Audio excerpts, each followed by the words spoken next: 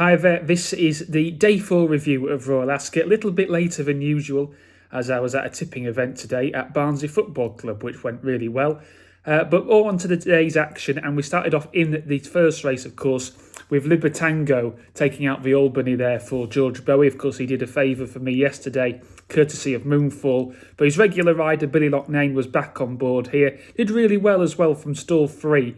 Not considered to be a good draw, but they all went towards the stand side of the track on this occasion, and he brought the horse through with a good timed run, beating Sun Goddess, who didn't really quicken up, I think, when what Ryan Moore would have expected her to, and she had to settle for second. I thought at one point the Wafnan horses were going to win. Light of Dawn ran well to be third, but had the run of things, I think, and Libertango did really well to win from stall 3 as well. So good performance from that one moving forward there for the rest of the season there in that contest. Jolly as well was too keen in the early stages. She had no chance doing that. I think she wants to still remain on side, but she does need to learn to settle in the future there. So Jolly still would keep an eye on her moving forward.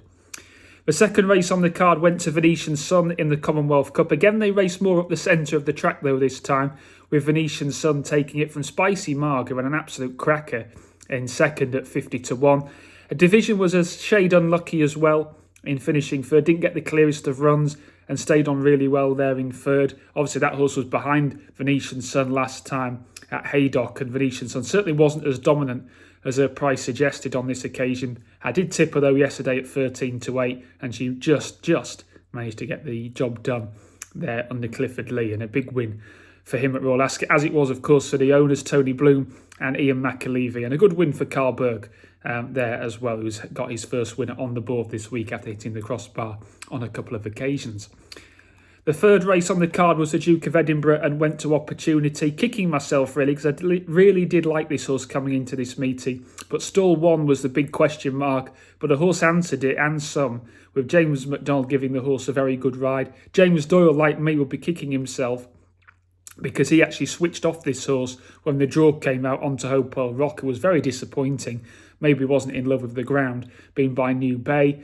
But the third horse, Emmett, also ran well from a high draw. The fourth horse, Emmett, ran well from a high draw. Regal Auxiliaries bounced back to form as well, finishing third. And Warrant Holder, the King's horse, was my selection in the race. Ran well from its draw in stall 17, but just was never good enough. An Opportunity was a really well-deserved winner. I don't think any of them will be beating that horse in the future there, even though it did get a clear run up the home straight, up the far rail. But I think that was a very good performance there from Opportunity.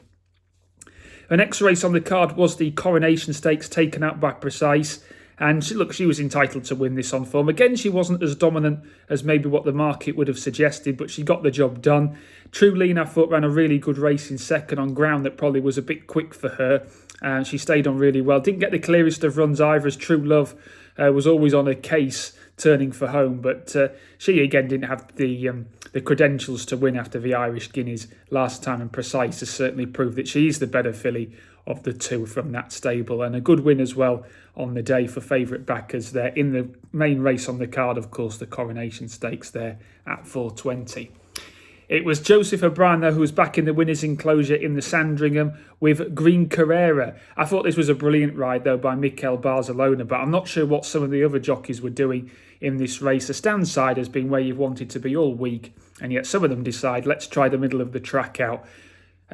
Mikel Barcelona had his horse in the middle, admittedly, but towards the remainder of the field, then he's thought, well, I'll take the stand side, and thank you very much. The horse goes and wins very, very impressively. So a good performance there from Green Carrera. Even looking at the draws for the race, the second home Symbol of Majesty was drawn 21, Rosalind Glazer in 19. I think Blingy's sister has to be upgraded, who was drawn in stall 14, albeit it was a big price.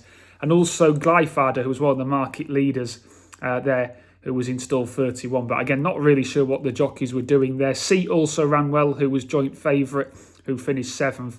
But very disappointing, I think, by some of the rides given in that race. And Green Carrera certainly was given the best of those there by Mikel Barcelona, giving Joseph O'Brien another winner on this meeting.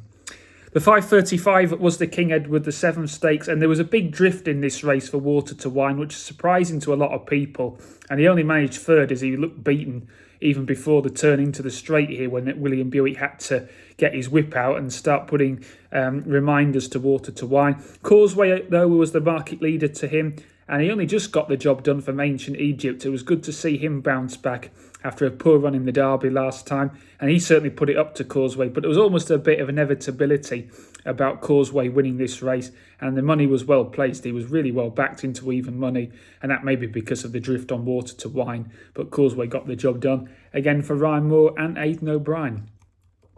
The last winner on the card, excuse me, of the Palace of Holyrood House went to the really well backed Baccio for Wesley Ward and Juan Hernandez, even though the jockey weighed in light, but obviously that was all cleared up afterwards. Baccio was really impressive, went from the front and was never going to be caught on this near side. Thankfully, the jockeys had realised that the stand side is still the place to be, having been the place to be all week.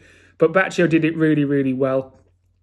Sandal's Song ran a good race on the far side, another American horse running well, this time in the colours of Wafnan again. 10 Carat Harry also outrunning his odds, and Calico Blue, another horse from the Roger Varian stable, to keep an eye on, running well from the far side of the course in that race. And I also did tip Baccio on my Patreon page at 14-1 yesterday, and the horse was really well backed into 3-1 favourite. So if you were on my Patreon page, you would have had that, as well as Venetian Sun winning today. I also tipped Warrant Holder each way, who finished second there in the Duke of Edinburgh. So if you like this video, please have a look at my Patreon page. I'll put my link in the comments there, and I'll be doing a voice note for all my best bets for tomorrow. And I'll also be back tomorrow evening with a review of Day 5 at Royal Ascot. And if you like this video, like I said, enjoy, and hopefully we'll have plenty of winners tomorrow as well. So thanks very much, and I'll be doing a video once again tomorrow evening.